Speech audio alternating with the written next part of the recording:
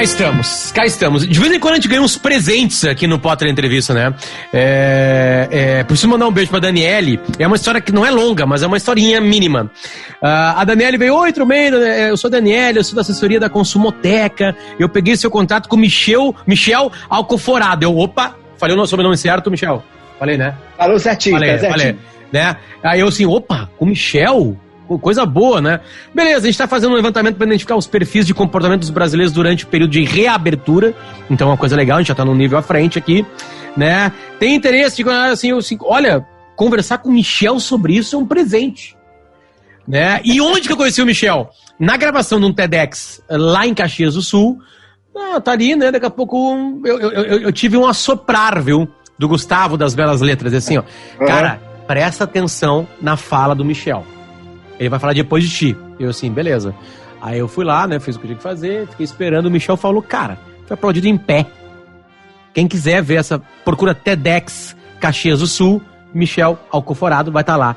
É uma fala incisiva, que é um puta de um assunto, né, Michel? Não é exatamente isso, apesar de tudo tá meio que misturado na pandemia, né? Tudo é assunto junto com a pandemia, né? Mas, sei lá, se tu quiser até pincelar um pouquinho sobre a tua fala lá, porque no meio disso a gente teve uma greve desses profissionais, né, que tu fala, né? Quer dizer, que tu foca ali, né? O teu assunto é maior, né? Mas tu foca numa história, teu storytelling tem uma história ali. Cara, seja bem-vindo, bom dia, boa tarde, boa noite, boa madrugada pra quem tá nos escutando o podcast aí. É um prazer falar contigo, cara. Tu tem uma mente privilegiada. Obrigado mesmo. Pô, Luciano, o prazer é meu. Eu fiquei feliz demais de ter te conhecido ao vivo lá naquele TEDx, porque já acompanho teu trabalho há muito tempo. Sou um ouvinte aqui do podcast. E aí, quando te vi lá, falei, o Gustavo também me disse, o Potter tá aí, hein? Tu tinha que falar com ele. E aí eu falei, putz, que prazer gigantesco. Quando pensei, né, recebi esses dados, falei, vamos mandar pro Potter, porque eu acho que pode gerar barulho lá. Mas esse assunto tá mega entrelaçado com o assunto do TEDx. Lá a gente estava preocupado em entender um pouco da economia compartilhada, né? E esses prejuízos que trazem para a vida de um monte de gente que a gente nem olha. Só para você ter uma ideia, Potter, desde o começo da quarentena, aqui em São Paulo a gente tem mais de 280 mil entregadores de aplicativos. Enquanto eu e você, que somos da classe média, ficamos presos dentro de casa, com álcool em gel, máscara, esses caras foram para a rua, para a batalha, sem apoio nenhum das grandes empresas. E não tem teste, não tem álcool em gel, não tem lugar para parar, não tem auxílio se o cara ficar infectado, não tem nada. E era justamente sobre isso que eu estava falando lá, que apesar da tecnologia ser ótima, gerar ali boas benesses para todo mundo, e um mundo de abundância, como falam alguns, a gente não pode esquecer também do impacto negativo que tem, sobretudo sobre a vida dos mais pobres. Tá, tudo bem. Por que tá absolutamente linkado, né, Michel? Porque a gente passa a usá-los muito mais. Né? Claro. Em grandes cidades, principalmente, que é onde, né, isso realmente acontece com muita força, né? Eu acho que nas pequenas cidades ainda tem muita coisa de cooperativa, né, que trabalham para vários restaurantes e farmácias. Tem uma paralisação, tipo assim, tem um saco cheio. Mas eu também... a tua fala é boa porque ela é complexa. Né? Tu não joga no lixo a ideia. Tu acha que a ideia pode ser aprimorada. Né? Então, por favor. Até porque eu sou um usuário. Até porque eu sou um usuário, né? Eu também tenho os meus aplicativos, eu também uso Uber, eu também chamo Rappi, chamo iFood, quando não quero ou quando não estou a fim de correr o risco de ir à rua. Agora, o que acontece é que a gente precisa olhar o lado positivo desse negócio, o lado negativo também. Com o mesmo carinho. A gente tende a olhar só o lado que nos agrada e deixar de lado, deixar na invisibilidade os problemas. Isso não pode acontecer. Por que está diretamente relacionada com o contexto da pandemia, esse tipo de serviço? Porque o que a pandemia traz, desde a primeira onda dela na China em 2003, é um processo forte de digitalização dos nossos comportamentos. A SARS, né, a gente sabe que o coronavírus, ninguém aguenta mais ouvir isso, é mais um daquelas famílias SARS, que são esses tipos de vírus que atacam as vias respiratórias. Eles fizeram o primeiro barulho forte na Ásia em 2003, e foram dando pequenos sustinhos da humanidade até que agora geraram esse bagulho todo. Nesse movimento, tu tá me ouvindo? Porque tu travou. Tô te ouvindo. Agora voltamos, acho. Tô firme e forte aqui. Tá, aí. Nesse movimento... Tá. Nesse movimento, o que acontece? Acontece é que as pessoas sempre ficam com medo do contato e elas começam a gerar uma migração forte para as plataformas digitais. Só para você ter uma ideia, Potter, na China, hoje, se transacionam 17 trilhões de dólares por plataformas digitais. Isso é mais do que o PIB chinês. A gente está falando de uma economia onde as pessoas não saem mais com carteira. Um dia estava com um chinês numa reunião no South by Southwest do ano passado, lá em Austin, no Texas, e o cara disse para mim, Michel, eu fico muito preocupado quando venho aqui aos Estados Unidos porque eu desço do hotel sem carteira, nunca tenho dinheiro para pagar. Porque na China não precisa de carteira, os caras pagam tudo no celular.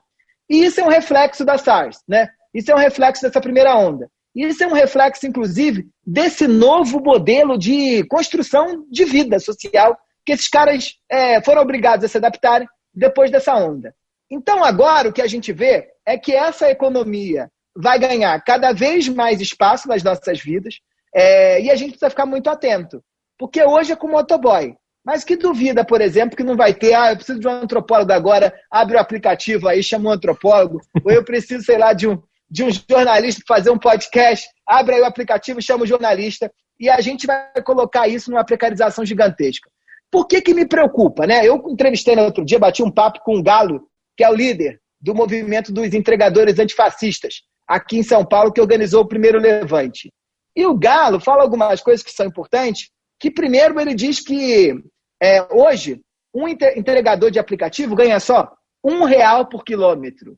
Isso é por quilômetro que ele trabalhou para você. Porque quando você pede aí na tua casa, ele vai até o restaurante, ele não ganha nada. Depois que ele deixa aqui na tua casa, ele vai para outro lugar, ele também não está ganhando. Então é R$1 por quilômetro.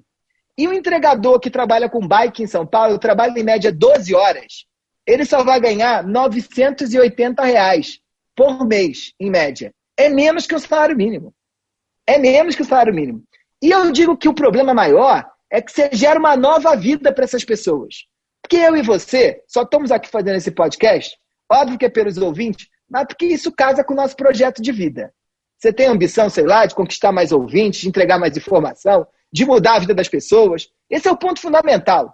Agora, para isso tem que ter lógica de carreira. Quem está no aplicativo não tem carreira. E se não tem carreira, você está paralisado no tempo. Eu brinco que são vidas em stand-by. O cara está parado à espera do próximo chamado. E ele só é pago pelo trabalho que ele é feito. Mas o tempo que ele fica aqui olhando para o celular esperando a próxima chamada, não. E isso não pode ser justo, né? Porque você está mais do que claro que já nas bolsas de valores de todo mundo se fala do efeito Amazon, né? A Luísa Trajano, que é uma pessoa que eu respeito, que tem uma preocupação com o Brasil, ela virou a mulher mais rica do Brasil durante a pandemia. Por quê? Porque Magazine Luiza é o e-commerce, a empresa mais digitalizada do varejo. Por outro lado, você vê o cara do Zoom, que era um cara duro, estava na guerra, sofrido ali, olhando o boleto, fatura do cartão de crédito. Ganhou 4 bilhões de dólares numa semana. A gente não pode achar que isso é normal. Que você tem um movimento de pessoas que estão ganhando R$980 para queimar o mulo, né? Queimar a sombra, ficar exposto ao sol e à Covid e ganhar 980, e tem alguém que só porque teve uma ideia boa há um tempo atrás vai ganhar 4 bilhões numa semana para outra. Isso não é justo. Não é justo. É disso que a gente está falando. Que mundo é esse, né? Que mundo é esse? Onde você olha que eu posso ficar em casa. Eu estava dizendo para você, eu durante a pandemia decidi que não ia ficar em São Paulo. Sim, sim. Não ia ficar em São Paulo, não ia aguentar esse apartamento que tem todo conforto. Tem Netflix, tem sofá que dá para sentar, tem internet, tem livros que chegam, comida entrega aqui, tem um monte de conforto. Mas decidi que não dá para ficar preso aqui dentro. E aí aluguei uma casa e fico numa avenida de pescadores. Isso é privilégio, a gente tem que saber disso, né? Só que isso aqui é para poucos, isso é justo? Não, porque o cara está tendo que enfrentar 24 horas em cima de uma moto para poder pagar o pão do filho dele. Então esse modelo de sociedade onde poucos têm poucas ideias e ficam bilionários e uma massa vai ter dinheiro nenhum, a gente precisa mudar. Tem essa coisa de equilíbrio, né, Michel? Que é um puta assunto, porque ele engloba violentamente o assunto, né? Tu precisa, como na tua profissão, ouvir essas pessoas. Tu conversa com eles, né? E essas pessoas, muitas delas, nem chance tinham Nem possibilidade tinham, porque ao mesmo tempo a entrega de dinheiro é muito rápida para essas pessoas. Elas não têm nada, elas pegam uma bicicleta e ganharam dinheiro. É pouco, a gente está discutindo uma outra coisa aqui, eu sei. Como é que eles jogam? Como é que é o psicológico desse cara? Que não tem essa tua visão macro, que não entende que isso pode ser um perigo, que sabe que isso pode melhorar. Como é que é a visão desse cara que não tem essa tua mente sobre o negócio? Como é que ele encara? Ele encara o Uber Eats, o Rappi, como os salvadores da lavoura, como os caras que estão colocando a comida no prato. Como é que é a visão deles, imediata, já que essa grana que eles ganham é imediata também? Potter, é legal esse teu ponto, porque antropólogos estão sempre preocupados com aquilo que as pessoas pensam sobre a da vida delas, menos do que o que eu penso sobre a vida deles. E é interessante que 2 pontos são decisivos aí, né? O que a gente está lidando? A gente está lidando com uma profissão que tem uma cláusula de barreira curtinha, como você colocou. Para ganhar uma grana só precisa de uma bicicleta, né? Ou quantos de nós, da classe média, não pensamos, se tudo der errado, no começo, agora a gente acaba errado. Se tudo der errado, eu pego meu carro e viro Uber. Eu vou fazer o Uber, A gente já entendeu que... Como realmente aconteceu. Como isso chegou a acontecer. Pelo menos no princípio, né? Com muita gente. Nesse movimento, o que acontece? Esses caras, eles entendem que isso pode ser uma grande oportunidade, sobretudo porque eles caem na cantilena dessas empresas que dizem que eles são empreendedores.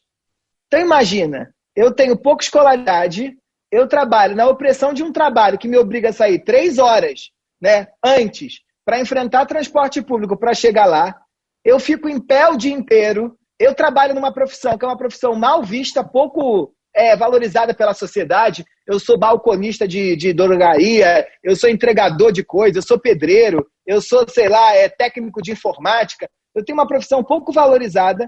E aí aparece alguém me dizendo, olha, você vai fazer o seu tempo, você é chefe da sua própria vida, você vai ganhar o seu dinheiro e você ainda pode ficar rico, hein? Que empreendedores, sabe o Bill Gates? Começou assim, né? É óbvio que essas pessoas, elas entram nesse universo com essa cabeça. Mas isso tem tempo, né? Isso tem tempo. Por quê? Na medida que o tempo vai passando, eles vão tendo uma clareza de que eles não têm a liberdade. Sabe por que eles não têm liberdade? Porque o Uber, ou qualquer plataforma dessa, gera processos de te incentivar a ficar dentro da plataforma, sem nenhuma garantia. Tem um livro que eu adoro, que é de uma antropóloga americana, que se chama Alex Rosenblatt. Se chama Uberland. É Uberlândia, sabe? A terra do Uber. É muito legal esse livro, porque ela vai mostrando que isso dura pouco. Dura pouco por quê? Porque qualquer aplicativo desse diz, olha, você está aí agora... na região da Paulista, mas lá na Faria Lima é que está bombando.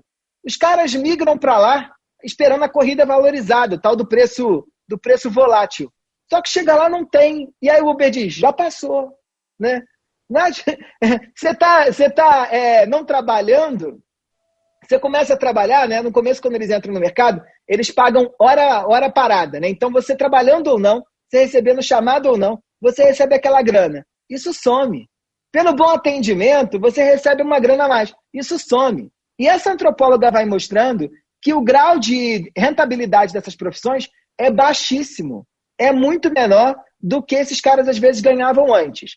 Então, é óbvio que a questão no cenário brasileiro, para esse tipo de profissão, eu acho, ela é muito mais em termos de status do que de retorno financeiro. Porque o retorno financeiro no primeiro mês, ele aparece, óbvio, você ganhava R$2.000, ganhava R$1.000, você começa a ganhar 4, só que na tua conta, como você não tem cabeça de empresário, na tua conta você não leva em consideração o desgaste do carro, a gasolina, você só entrou R$4.000.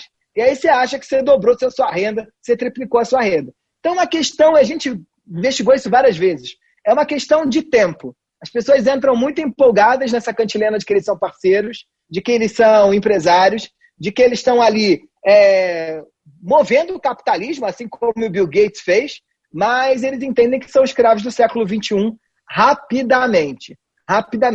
Mas esse tipo de jogo, ele funciona em modelos de sociedade onde a precarização de trabalho já existe, né? A guerra do Uber na Europa, ela não é uma grande questão. Ninguém está sonhando, meu Deus, eu vou virar Uber. Libere meu direito de virar Uber. Não, porque o estado de bem-estar social lá é forte. A pessoa que trabalha para alguém, ela sabe o que ela ganha e o que ela perde. Agora, em lugares como a Índia, o Brasil, ou mesmo os Estados Unidos, onde a gente não tem uma configuração muito clara do que é o universo do trabalho, aí isso vira ilha paradisíaca, né? Isso vira oásis, porque parece muito bom, mas não é. Gato por lebre. Tá, Michel, vamos lá, vamos avançar. Vamos tentar fazer uma coisa que os japoneses adoram. Vamos resolver o problema. Né? Como é que se resolve isso? Porque o consumidor adora a ideia. Né? Uhum. Ontem à noite, como eu já sabia, e era um restaurante que eu já conhecia o que eu queria, Michel, cara, eu acho que eu apertei meu celular 6 vezes. Eu precisei de 6 toques. Uhum. Sabe? Pim, pim, pim, pim, pim, meia hora chegou. Uhum. Né? É muito fácil. Né? É muito fácil. Como é que se resolve isso? Se resolve porque tem gente... não se resolve ainda porque tem muito filho da puta. É muita má vontade. Não entenderam ainda. Não estão vendo que essa ideia vai desgastar tanto que daqui a pouco ninguém mais quer trabalhar para eles. Como é que se resolve isso? Potter, porque não vai ser acabado, né, Michel? Não vai acabar a ideia. Claro que não, a ideia não vai acabar. A ideia não vai acabar. Não, porque não quero voltar ao século XIX de novo, né? Eu sou entusiasta, inclusive, do modelo capitalista, né? Eu sou empresário, além de antropólogo. Eu acho que é do jogo. O que acontece, que a gente precisa ter muita clareza, é que o básico precisa ser garantido. O Galo, aqui em São Paulo, nesse movimento que ele levantou a greve, os caras estão guerreando só por comida. Eles não estão querendo casa em Paraty. Eles não estão querendo iate em Angra. Eles estão querendo só que a empresa pague café da manhã, almoço e jantar para o entregador. Só isso. É o básico. Que o cara é o básico, entendeu? Agora, por que as empresas não estão muito preocupadas com isso, Potter? Porque elas já estão investindo para abrir mão da força de trabalho humana. O Uber já tem claramente os carros andando sozinhos. Andando sozinhos. Sim, eles vão começar sendo espalhados pelo mundo. O iFood já faz testes também de entregas via drone, como a Amazon já faz. Então, daqui a pouco, não vai precisar nem desses humanos. Então, por que eu vou me preocupar com eles? Esse é que é o problema. Agora, o que me preocupa, que é desse movimento forte de digitalização que a gente está vivendo no mundo, que foi acelerado pela pandemia, o que vai acontecer é que vamos ter exércitos de pessoas completamente alijadas do sistema, que são os inúteis que o Harari chama, mas o que a gente tem que chamar a atenção é que são pessoas que não vão ter a chance de consumir nunca mais, porque não vão ter emprego e nem vão arrumar emprego. Os 13 milhões de desempregados, já sabe, 14, 15, cada hora fala um número, que o Brasil já tem agora, eu duvido que essa taxa vai baixar, porque não vai ser pelo aquecimento da economia que eles vão ser incluídos, porque a economia vai se aquecer de outro jeito. Pode ter quantas vezes aí, olha, repara, eu nunca tinha ligado a máquina de... Filho da classe média, né? Nunca tinha ligado a máquina de lavar a roupa da minha casa. Liguei, né? Durante a pandemia. E aí, nunca tinha varrido a casa, porque a classe média brasileira não deixa seus filhos fazerem isso, né? Comprei um robô daquele que varre a casa para mim agora, né? Nunca tinha lavado tanta louça, comprei uma máquina de lavar louça, igual os americanos fazem. Sabe que a diarista aqui de casa, ela continua vindo, porque eu tenho um compromisso moral com ela. Mas eu não precisava mais dela do jeito que eu precisei no começo. Porque a gente digitalizou a casa. A gente transformou a casa em outra coisa. Agora, o porteiro, os seguranças, os cobradores de ônibus, eles não encontrarão mais emprego daqui para frente. E é isso que a gente tem que estar muito preocupado. Por que a gente tem que estar preocupado? Porque para alguém pedir comida no restaurante, essa pessoa tem que ganhar um salário. E essa economia do Vale do Silício, ela gera e dá tanto poder para as máquinas e para os algoritmos que só eles vão ganhar. Só uma meia dúzia bilhardária vai ganhar. O resto não vai. E capitalismo se constrói entre produção e consumo. Não adianta você só ter produção de um lado se não tiver ninguém querendo comprar esse negócio. Então a gente precisa entender que o entregador do Rappi, ele tem o direito de chamar o Rappi na casa dele também. Que a moça do iFood tem o direito de chamar o iFood na casa dela também. Que o Uber tem direito de andar de Uber também. É só por isso que a gente tem que lutar. É pelo básico. Porque todas as vezes que o capitalismo não teve algo de regulação, deu ruim, deu merda. O capitalismo ele se estrutura por 2 pilares básicos. É lucro e exploração. E está tudo bem, é do jogo. O burguês quer sempre lucro e quer sempre exploração. É do jogo, ok. Só que se não tiver um limite, o pessoal vai com as 4 patas, a cabeça, o pé, se lambuza. É só dizer, querido, fique rico, tá tudo certo. Compre aqui uma casa de 1 quilômetro quadrado no Jardim Europa. Tenha lá seu apartamento cobertura no Camboriú, sei lá. Faça o que você quiser, mas com limites, né? Tem aqui uma regra arriscada no chão. E essa economia compartilhada está sem risco no chão. E isso é muito perigoso. Alguém está lidando bem? Algum estado conseguiu controlar? A gente tem algum bom exemplo já em cima disso? Porque quando eu pergunto para ti se tem saída, tu foi pessimista. Tu falou assim, Potter, não vou mudar. Não vou mudar porque o carro vai se dirigir sozinho. O drone vai te entregar na tua janela. Entende? Esses dias eu vi, aliás, tava circulando no começo da pandemia um drone entregando maconha num apartamento do Rio de Janeiro. Né? Eu acho que até que era de amigo para amigo, não era do mercado paralelo para um consumidor, né? Mas assim, isso vai acontecer, a gente sabe que vai acontecer. Não tem nada acontecendo, Michel, não tem nada... Alguma coisa... Tá, eu sei que Londres conseguiu segurar Uber, né? Isso é besteira. Não. Eu tenho um olhar bastante pessimista, porque eu acho que essa pandemia vai gerar uma ruptura na forma como a gente estava lidando com esse jogo dessa economia digitalizada, compartilhada, tá? Porque o que está hoje, em 2020, em guerra, né? A gente tem uma guerra fria, é o modelo americano e o modelo chinês, né? E o modelo americano é aquele que é baseado, de certa forma, no modelo ocidental, onde a gente olha para esse negócio e fala assim, estou achando ótimo eu ter um robô em casa, que varre a minha casa, mas o robô que eu comprei, que é um robô de uma empresa americana, ele tem uma câmera. E aí ele está varrendo a minha casa, mas ele está filmando a casa toda. E eu estou dizendo, rapaz, é minha privacidade. Né? Aí, por exemplo, você está pedindo o iFood aí, ele já reparou que toda terça-feira você pede japonês. E ele já está mandando propaganda lá para você. Do japonês. Rapaz, eu não tenho direito de comer o meu japonês tranquilo, né? Ou você passa na porta do shopping e ele já está dizendo para você. E aí, o que eu acho? Esse é o modelo de capitalismo que tinha algumas premissas básicas que não combinam com o digital. O digital não quer privacidade. O digital não quer limite. O digital ele quer uma interação entre eu e as máquinas, quase como se fosse a mesma coisa. E eu acho que isso, na nossa cabeça ocidental, vai ser impossível da gente viver, da gente aceitar. Porque a gente vai ter que mudar a cabeça. Quais são os exemplos de sucesso que a gente tem no mundo? Os exemplos de sucesso são sempre para brecar o avanço, que também é péssimo. Tá? Por exemplo, as leis de dados em todos os países, né? Elas foram crescendo. Já se fala de um movimento que é o movimento da balconização da internet. O que é isso? A internet é uma coisa global, está nos 4 cantos do planeta. Vem lá os americanos, com essas empresas no Vale do Silício, começam a decidir o que vai acontecer na China, né? Ou em São Francisco, ou na Lituânia, ou aqui no Brasil. Então, cada país inventa a sua lei para a internet, para tentar brecar o poder das empresas americanas dentro do jogo nacional, do jogo de cada país. Isso é bom? Eu acho que não. Porque eu acho que o melhor da internet era a liberdade que a gente tinha de transitar palavras, pessoas, produtos de um lugar para o outro. Aí, por exemplo, outra coisa, a gente já vê um crescimento muito forte das leis de privacidade, crescendo nos Estados Unidos ou mesmo na Europa, que é um estado mais forte. Você entra, por exemplo, hoje, quando eu vou à Europa, né, quando o corona deixava, a gente abre o computador, entra num site, você tem que ler quase 14 negócios de cookies, né? Você quer o cookie 1, o cookie 2, o cookie 3, o cookie 4, o cookie 25. Isso é bom? Isso breca o desenvolvimento.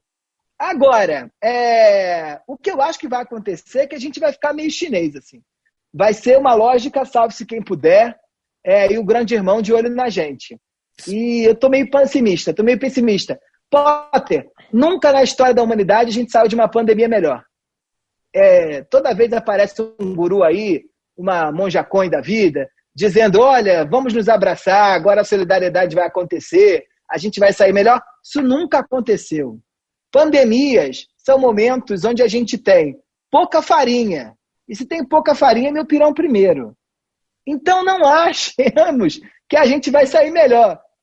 tá ruim, vai piorar, assim, tá pior, vai piorar. É aquele negócio que eu acho que é o que vai ficar. Tu esmiuçou bem o modelo americano, esmiuça mais esse modelo chinês. Tá. O modelo chinês é um modelo que alguns autores vão chamar de capitalismo burocrático. É o modelo onde o Estado decide qual é a meta. Tá? Ele fala, a China é assim, até 2030 eles precisam virar o modelo, o maior lugar de inteligência artificial do mundo. O Estado define qual é a meta, diz o dinheiro está aqui e vocês se matem aí embaixo com isso. No modelo chinês, a gente não tem ideia de propriedade privada clara, de propriedade intelectual privada. Na China, a cópia é um elemento fundamental do dia a dia. Então eu posso ficar fazendo tudo que você está fazendo também. Na China, a gente não tem a ideia de indivíduo com direitos de privacidade e liberdade. Não sei se você já foi à Ásia. Já fui para a China. Para a China duas. Já foi para a China. China fui 3 cidades: Pequim, Xi'an e Xangai. E depois fui para Hong Kong.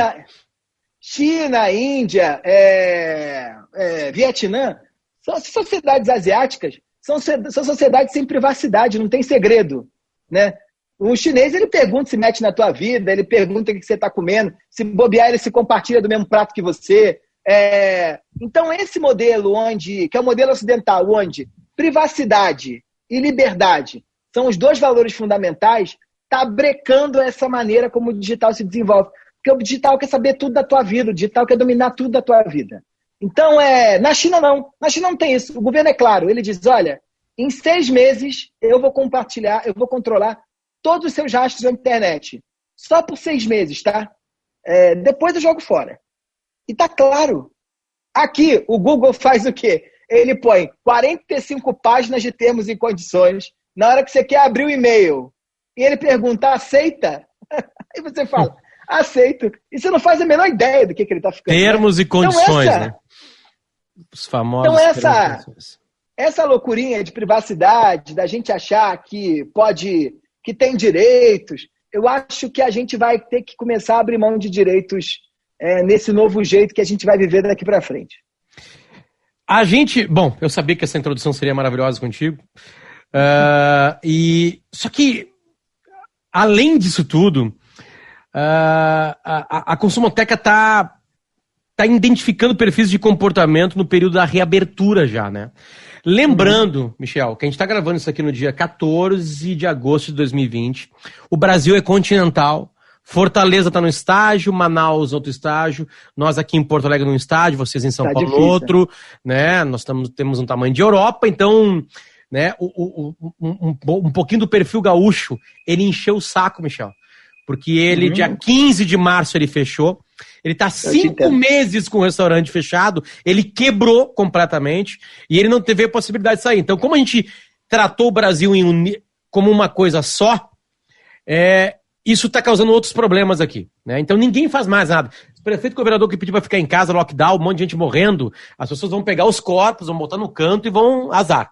Ninguém aguenta mais. São 5 meses, acho que ninguém ficou 5 meses parado no mundo. E nós aqui de Porto Alegre, Santa Catarina e Paraná também estamos agora assim. Não estou nem classificando, tá? Não estou dizendo que é legal ou ruim. É uma informação. Não, eu te entendo. É isso. O que vocês estudaram? Que figuras são essas? Quem são os negligentes, os cautelosos, os cansados e os preocupados? Citei 4 palavras e tu explica melhor isso pra gente. Legal. A gente foi mapeando como é que o Brasil ia reagindo a cada semana ao crescimento e ao avanço do corona no país. E aí é interessante a gente ver que essa pesquisa, sobretudo na construção de cada um desses perfis, ela revela um pouco das nossas desigualdades de classe, de gênero e de geração também, né? O que é bastante claro, vou começar aqui do negligente. O negligente é o cara que ele começou negligente em 15 de março até hoje, tá? Em geral, eles são mais ou menos 6% da população, tá? Em geral, a gente vê uma concentração bastante grande de homens casados de classe AB que têm uma vida relativamente estável e são de mais idade também. Por que os homens tendem a ficar nesse lugar? Porque homem, em geral, sai do território do cuidado. A gente vai pouco a médico, a gente acha que essa é uma besteirinha. E a gente também, dentro dos lares, poucos são aqueles que assumem uma função clara de cuidado dos outros também. A Covid é uma doença que cobra não só o cuidado contigo, mas o cuidado para os outros não ficarem doentes.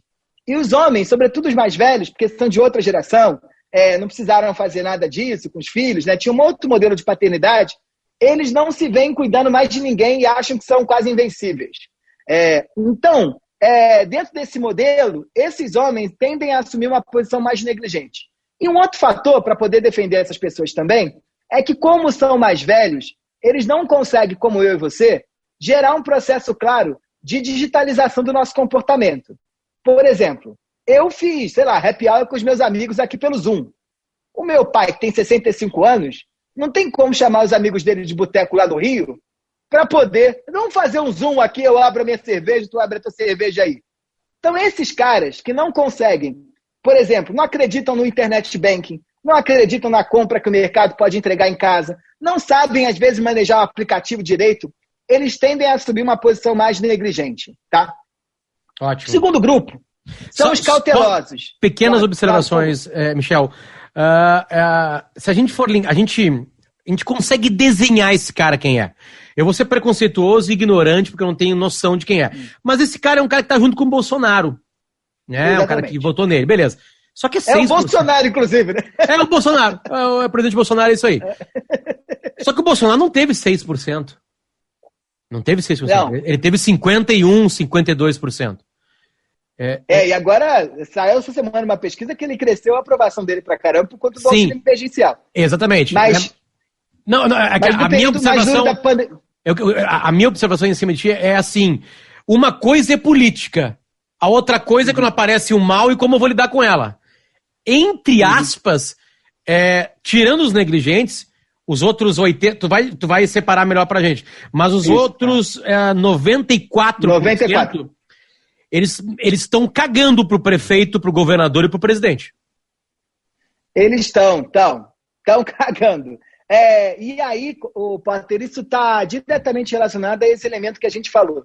É muito tempo de pandemia. Eu fiquei 4 meses cravados, sem sair da minha casa. Eu nunca tinha ido na portaria, até eu decidir para o interior. Eu nunca tinha ido na portaria, porque eu estava recebendo tudo pelos deliveries, né? E eu também não aguentava mais. Chegou um momento que eu disse, cara, eu acho que eu prefiro morrer. Se for para viver desse jeito, né? Se for para viver desse jeito, levantando da cama e sentando na cadeira do trabalho e voltando para a cama, eu acho que eu prefiro correr o risco. E esse é o grande problema de uma pandemia longa. Porque aí a gente já entra quase no outro perfil, que são os cansados, né? Os cansados, são 32% da população brasileira, a gente tem que respeitar eles e bater palma para os caras. Porque eles respeitaram o que o governo falou. Eles ouviram o Mandetta, ouviram o prefeito, ouviram o governador. Em 15 de março, entraram dentro de casa, compraram álcool em gel. Eu tinha uma vizinha aqui no meu prédio que ela descia, ela parecia o astronauta, sabe? Para entrar no elevador. Eu encontrei ela semana passada, ela estava normal, como se nada tivesse acontecendo.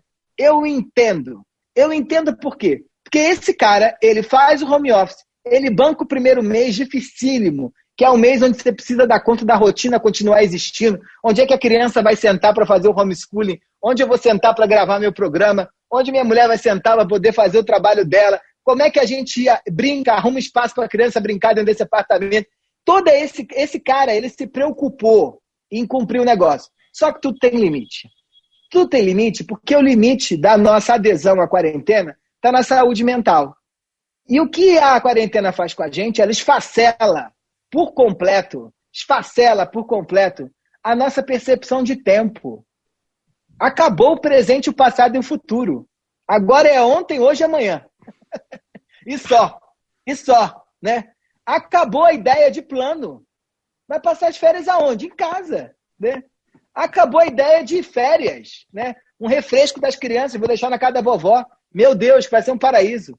Acabou a ideia, por exemplo, de uma mãe que tem que dar conta de fazer a criança ficar sentada para o homeschooling, dela deixar a criança na creche e dizer, ufa, agora eu vou viver minha identidade de profissional, que descansava a identidade de mãe.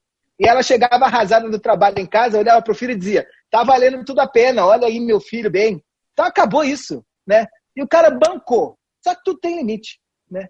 Tudo tem limite. Como você falou, Em nenhum lugar do mundo a gente manteve 5 meses. E vocês no Sul entraram na quarentena junto com Fortaleza e Manaus. E agora que o bicho está pegando aí, e é o momento onde precisa mais fazer, Abriu ninguém tudo. aguenta. Ninguém Abriu aguenta. E os preocupados, eles têm esse... os preocupados, perdão. Os cansados, eles têm esse perfil. Eles são jovens, porque os jovens acreditaram mais no período do Covid do que os mais velhos. Então, eu mesmo, né? Eu ligava para minha mãe e tive várias brigas com a minha mãe. Ô mãe, fica em casa. E ela demorou a entender. Mas eu já estava fazendo a quarentena. Só que agora eu não aguento mais, né? E ninguém aguenta mais. Então esse cara, ele se esforçou, só que o governo não fez a parte dele. E agora ele está precisando fazer alguma coisa fora de casa. É o cara que está correndo na rua, né? Ele tá cauteloso, ele está preocupado também. Mas ele está precisando sair na rua. Ele vai no mercado para repensar. Ele inventa bolo no meio da tarde. A gente entrevistou uma moça que começou a comer bolo todo dia. Aí ela falou, me dei conta que eu queria ir no mercado todo dia. Que maravilha. Não aguenta mais, né? Não aguenta mais. E aí, é interessante a gente ver que, em geral, esse perfil é um perfil de classe AB jovem, né? Porque pôde entrar de cabeça na quarentena. Agora, os cautelosos, e aí, os cautelosos são aqueles 26% da população que, apesar de estarem um pouco preocupados, eles não tiveram escolha. Aí é um predomínio forte de mulheres, de classe BC, mais velhas. Boa parte das vezes elas não tiveram a chance de fazer o home office ou de fazer o isolamento social, porque seus trabalhos cobravam que elas estivessem lá. São as caixas de mercado, são as enfermeiras, são as domésticas dos patrões doidos que fizeram elas irem trabalhar. São essas mulheres que chefiam famílias e não tiveram escolhas de abrir mão dos seus trabalhos ou de ficar em casa. Então a moça, ela vai para a rua com medo, desde o começo da pandemia, mas ela é obrigada a ir. Ela não tem escolha. Ela é obrigada a ir. E essas mulheres, elas são cautelosas também, porque elas sabem que diante de uma crise, elas são as primeiras a perder o emprego. Mulheres pobres são as primeiras a perder o emprego. E por outro lado, num modelo de sociedade machista como a gente vive no Brasil, boa parte das vezes elas não têm paz para os seus filhos, né? E aí cai no colo delas o futuro delas, da criança e da família. Então foram para a rua, como estão ainda, com medo, mas fazendo aquilo que precisa ser feito. Então esse povo é o retrato do Brasil. É um Brasil que reza para abrir, né? Ao mesmo tempo ele reza para a quarentena acabar, porque ele precisa daquele emprego, né? É a moça que é manicure, né? Que teve que começar a fazer na casa das madames a unha de novo, tendo que ir lá, mas ela não gostava de ir, mas tem que ir. Entrevistei uma, ela odiava fazer unha em casa, porque num contexto paulistano de elite, em geral, você não vai ser muito bem tratado na casa das patroas. Então ela achava que o salão era o lugar da relação individualizada. Mas, o que acontece? Acontece que a água bateu, né?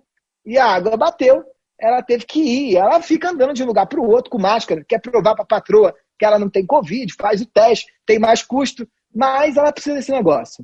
Porque chefia famílias. Esses números aqui são brasileiros. É um retrato brasileiro. São brasileiros. Brasileiro, um retrato né? brasileiro. Tá, só para reforçar aqui, 6% é negligente, 26% são os cautelosos, 32% são os cansados e 36% os preocupados. Existe uma proximidade, digamos assim, entre cautelosos, cansados e preocupados. Tu pode ser quase que os três ao mesmo tempo, de alguma maneira, né? Sim, e eu tenho dito que... Desculpa. Não. Fala aí. Aparentemente, essa pirâmide montada aqui, ela é uma pirâmide que mostra um brasileiro solidário, um brasileiro... Vamos lá. 6% só negligenciaram tudo isso aí? Tô errado em dizer que, estatisticamente, o brasileiro começou muito bem. Óbvio, 5 meses depois nós podemos fazer algum outro tipo de leitura, mas assim, o brasileiro abraçou a causa, né? Abraçou. Opa! Abraçou. Ele abraçou fazendo isolamento, tomando cloroquina, vermífugo. Tudo isso aí. Mas eu acho que abraçou. E assim, isso a gente não pode falar do povo brasileiro, não. Em todos os momentos onde a gente precisou da solidariedade nacional, diante de uma questão que era de todos, a sociedade se comprometeu, né? O Plano Real é um exemplo disso. Em outros tantos momentos da sociedade, a gente se comprometeu com a causa e eu acho que o Brasil se comprometeu. Esses 6%, não sei se você mora em prédio, mas era o povo que eu chegava aqui da minha janela, a rua vazia, não tinha ninguém, mas passava um velhinho, sabe? Em março. Eu dizia, o que esse velho está fazendo aí na rua? Mas ele passava. É aresta, tá? E o resto é gente que precisou sair de casa, né? Naquele começo. Agora, o que eu acho que é um ponto importante? Com exceção do negligente, todos nós, inclusive, no mesmo dia ou numa mesma semana, a gente sai do cauteloso para o cansado, para o preocupado, tá? E aí foi interessante a gente ver que isso está diretamente atrelado ao teu consumo de mídia. Se você fica uma semana sem assistir o Jornal Nacional, ler uma revista, entrar na Globo News, ou a imprensa tira um pouco o pé do acelerador na transmissão de notícias de Covid, as pessoas começam a achar que esse troço passou, que já deu, sabe?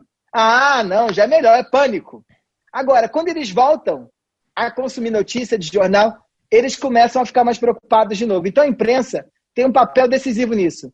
Em geral, os mais negligentes em relação à doença eram aqueles que consumiam ou nenhum telejornal, ou jornal sério, ou consumiam só esses de quinta categoria, tipo assassinato não sei aonde, foi preso sei lá por quem, e por aí vai. Mas quem consome, quanto mais você consome jornal, mais consciente da causa você fica. Eu trabalho num veículo de comunicação aqui no sul do Brasil, trabalho em 2 rádios, mais um portal, Gaúcha ZH, Rádio Gaúcha e Rádio Atlântida, e as 3 audiências subiram durante a pandemia.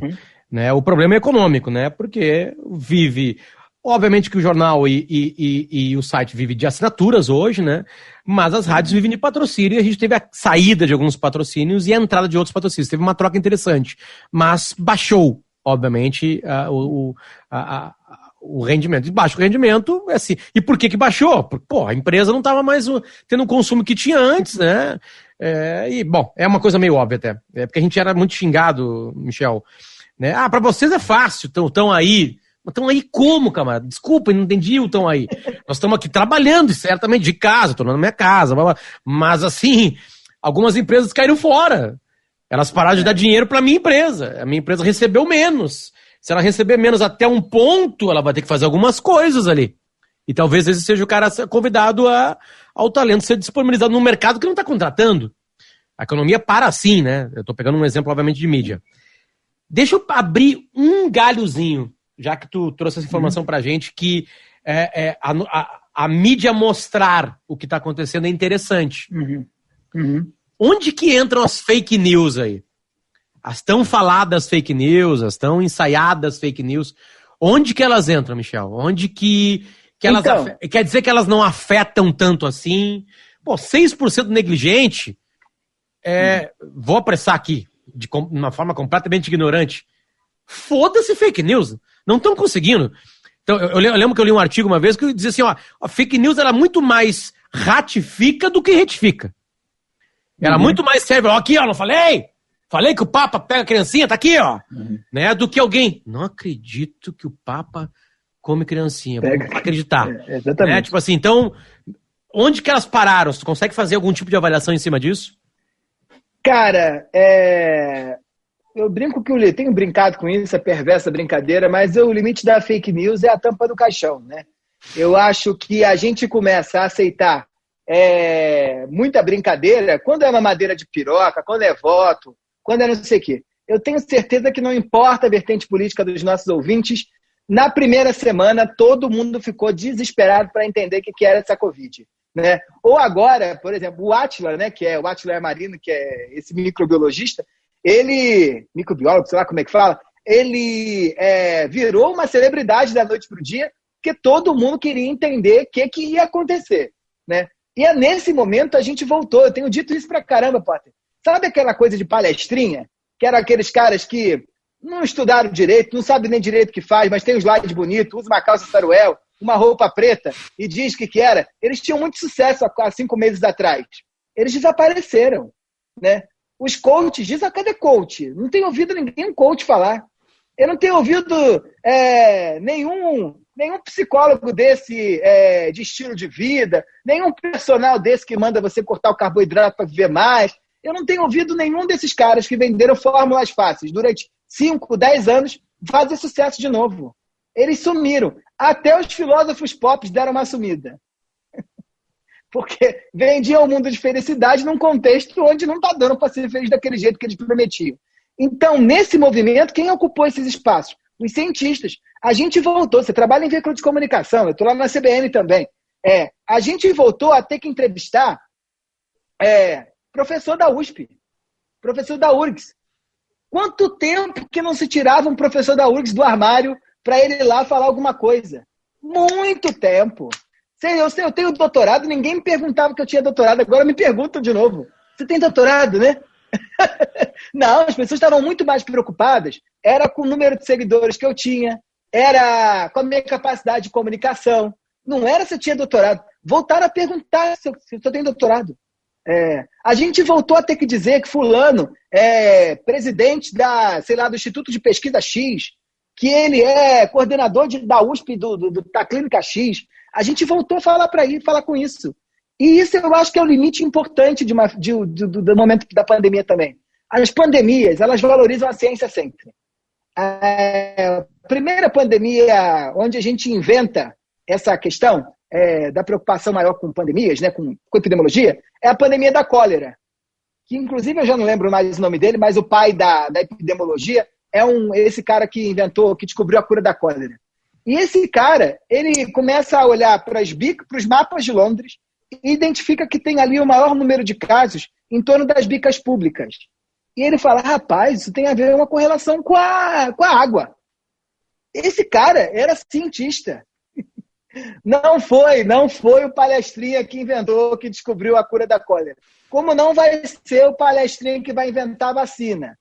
Então, os palestrinhas que estavam aí prometendo em livros de editoras dessas aí que a gente não sabe, best-sellers, vamos vender 10 coisas para você ficar feliz, 10 coisas para você ficar rico, 10 coisas para você... Não inventaram 10 coisas para você curar o Covid. Estão mudos. Então, nessa hora, a gente começou a valorizar a ciência. E por que a ciência é boa? Porque a ciência está preocupada com fato. E todo o resto está preocupado com versão. Versão é bom, desde que ela não comprometa os fatos. A gente estava num mundo onde as versões estavam levando os fatos. As pessoas tinham suas próprias versões e seus próprios fatos. E elas achavam que isso era ok. Só que num contexto onde morrem 105 mil pessoas, onde eu e você, certamente, conhecemos alguém que morreu. Você conhece. No outro dia estava fazendo uma reunião com a China, numa reunião de negócios, e eles disseram, que loucura, a gente não conhece ninguém que morreu de Covid. Eu falei, eu acho que eu conheço uns 10. Eu conheço umas 10 pessoas que morreram de Covid. Num lugar onde você vê as pessoas morrendo, onde você vê o fulano que ficou internado, onde o cara da televisão, o Rodrigo, do Sport TV, o Rodrigo Rodrigues, né, que você estava vendo todo dia, ele morre. Você fala, rapaz, não tem inversão que joga, não tem cloroquina, não tem vermífugo, não tem reza, não tem nada que dê conta de um fato. Isso mata, né? E aí as fake news perdem o espaço delas, né? Agora, o problema é quando o presidente da República e os governantes assumem esse espaço de produção de notícias falsas. Porque fica difícil, né, você lutar contra o Estado. Nós somos meras marionetes na mão do Estado, de certa forma. O Estado é um elemento fundamental, muito mais forte que a gente. Quando o presidente da República fica correndo atrás da EMA com remédio de cloroquina e fica dizendo que as 100 mil que morreram não teriam morrido se tivessem tomado cloroquina, apesar dele saber que não tem comprovação, da OMS saber que não tem comprovação, todo mundo saber que não tem comprovação, isso é fake news que me preocupa. Agora, essa de WhatsApp, o limite é a tampa de caixão. A gente acredita em qualquer coisa até a morte. Vou te obrigar, Michel. Vou te obrigar, como eu obriguei outros convidados aqui, a ser otimista. O título dessa temporada é Daqui Pra Frente. Eu botei a palavra pandemia entre parênteses no título para lembrar o porquê esse daqui pra frente. Daqui pra frente né? Daqui pra frente é pandemia. Se alguém vai escutar isso aqui daqui a 10 anos vai lembrar o porquê que a gente gravou isso aqui. Seja otimista agora. Daqui pra frente. Não, eu sou otimista em algumas coisas. Eu acho que a renda básica universal vai vir para ficar. Esse auxílio emergencial de R$600 não vai ter como ir embora. A gente agora vai ter a possibilidade de riscar no chão. Pessoal, daqui para baixo não dá mais. Você pode ser pobre, mas menos de R$600 você não pode ter.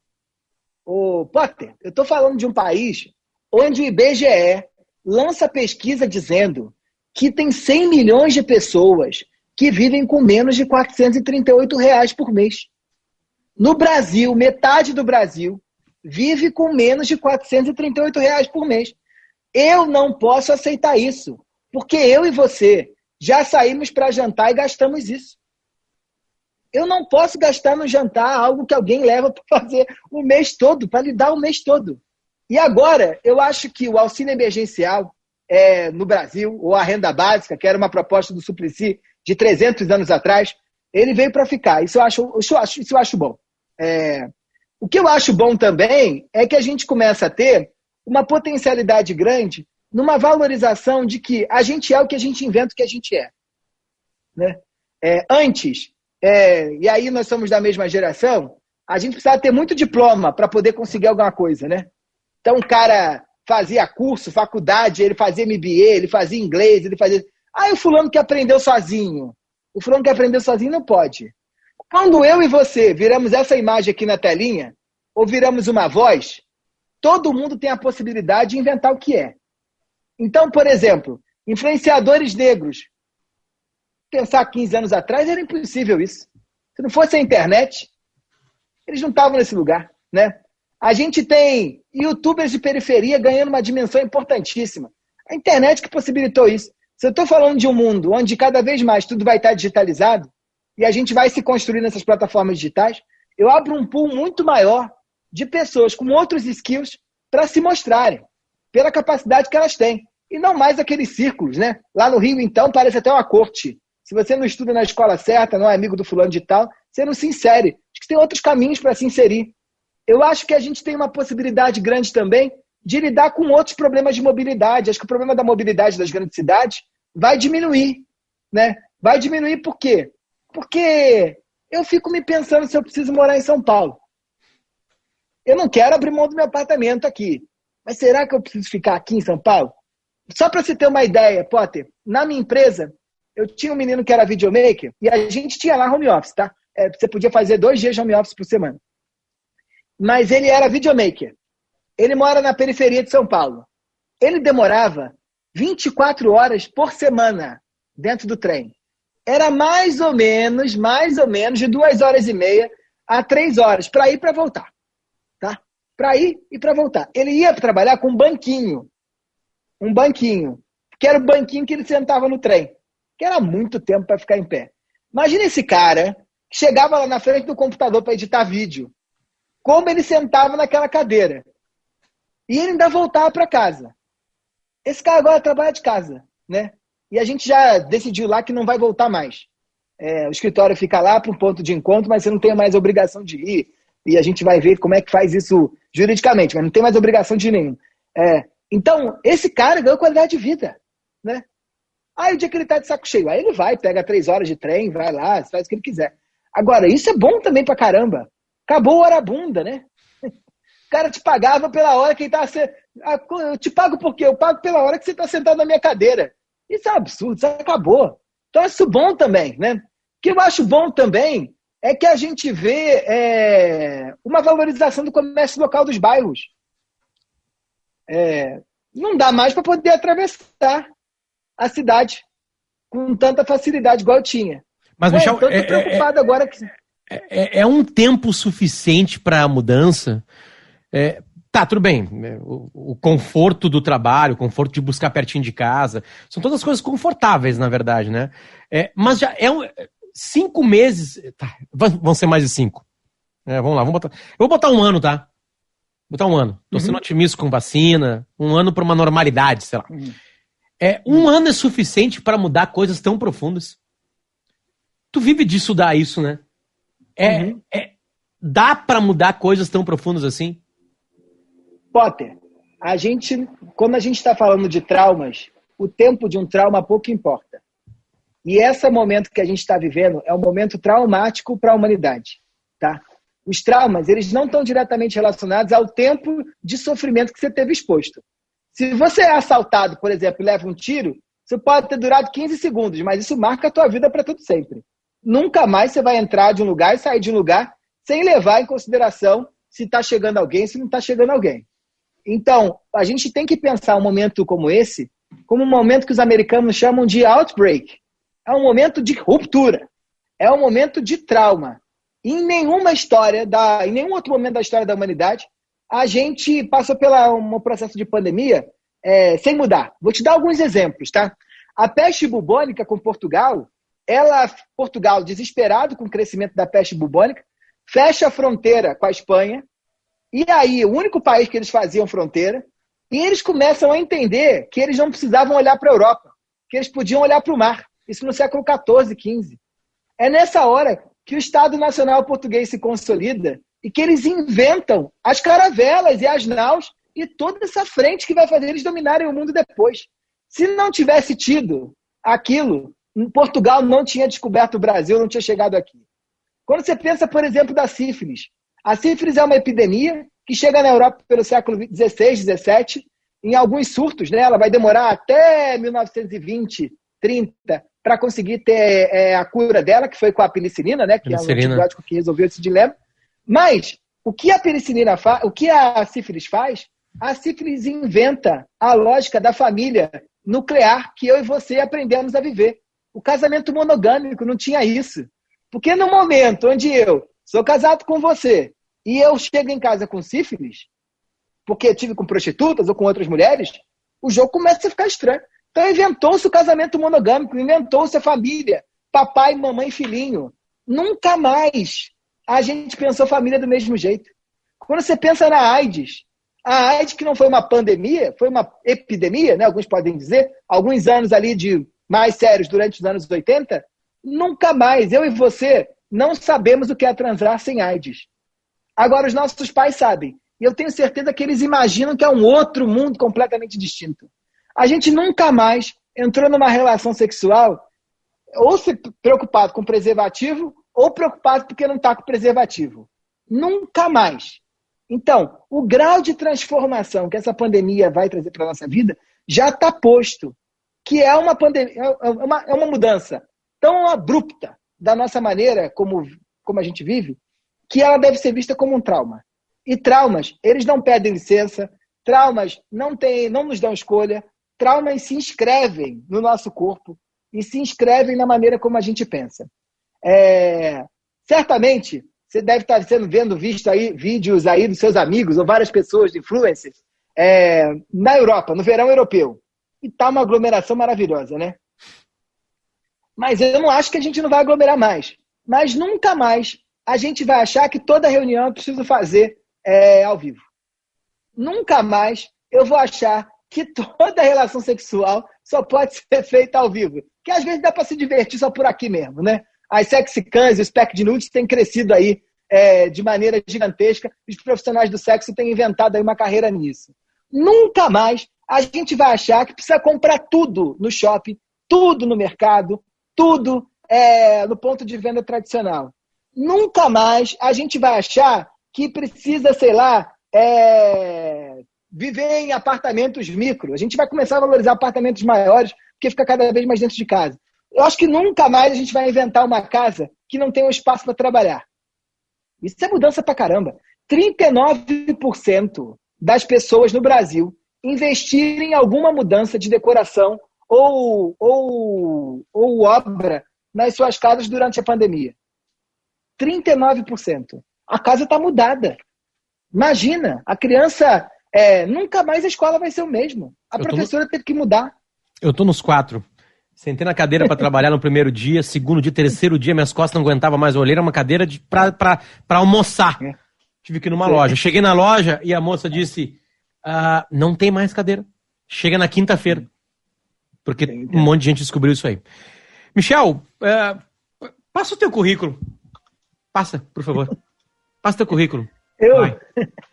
Quem é Michel Alcoforado? Eu sou antropólogo, fiz tudo aquilo que os antropólogos são obrigados a fazer para virar antropólogo.